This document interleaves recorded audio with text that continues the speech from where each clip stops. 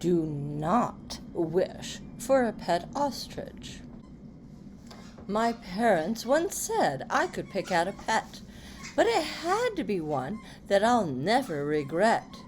Once, Sally picked wrong when she chose a cute pup.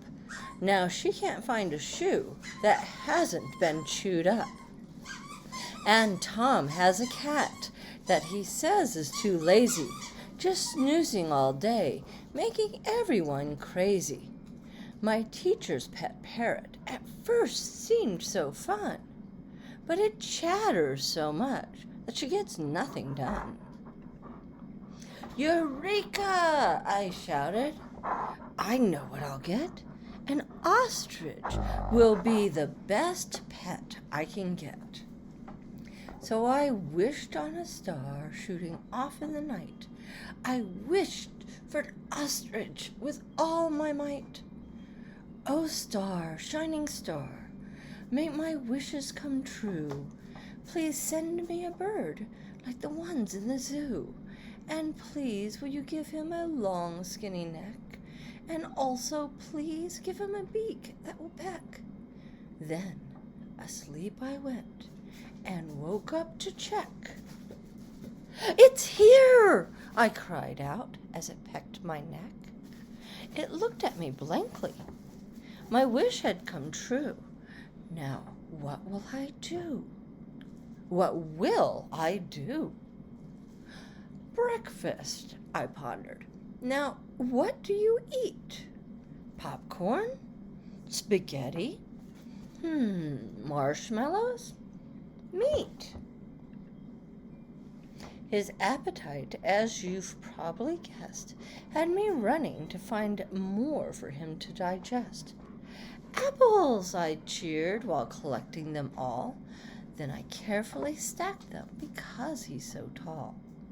I sat in my chair to observe and to wait as he scarfed down the apples.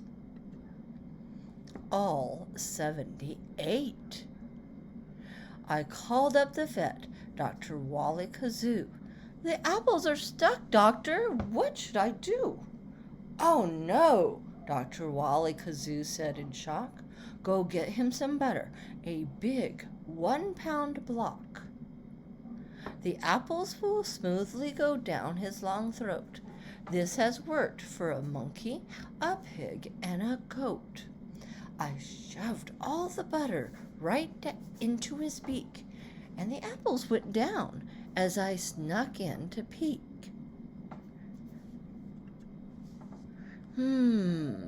What next? I know. An ostrich is active. We'll get some fresh air. What a beautiful day. We can go anywhere. An ostrich might like a calm stroll at the zoo. Or maybe, instead, some light jogging will do. So I put on his leash, and he ran out the door. Then behind him I flew. Boy, this pet is a chore. Then after our run, we both sat down to rest. But he quickly became my celebrity guest. The crowd just went wild for an ostrich to touch, and they gathered for pictures. Oh, it was too much. He started to run. He was ready to leave. So I started to beg. Oh, come on, will you please? But he just wouldn't listen, although I was pleading. He carried on running, till soon he was speeding. I chased him right past a giraffe and raccoon, and on past a hippo, and then a baboon. I finally caught him. I captured him quick, but I was exhausted. This ostrich was slick. I know where to take you, I said with a smile. We'll go to the beach and we'll stay a while. I think you just need a nice calm place to play. We can go for a swim and build castles all day. But instead, he just planted his head in the sand. I couldn't believe it. it's not what I'd planned. I sat, and I waited, and waited, and then he lifted his head, and he was running again. That's it.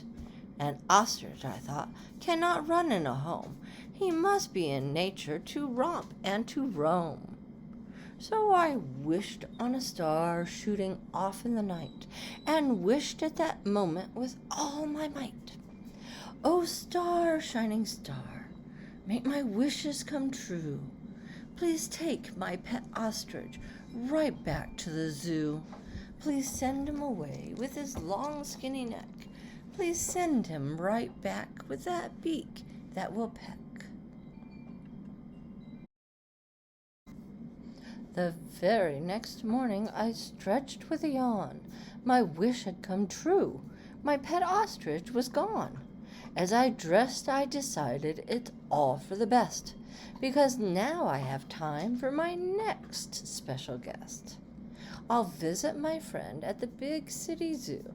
I'll bring him some apples, but only a few. Then I'll wish on a star shooting off in the night. I'll wish for a unicorn with all my might.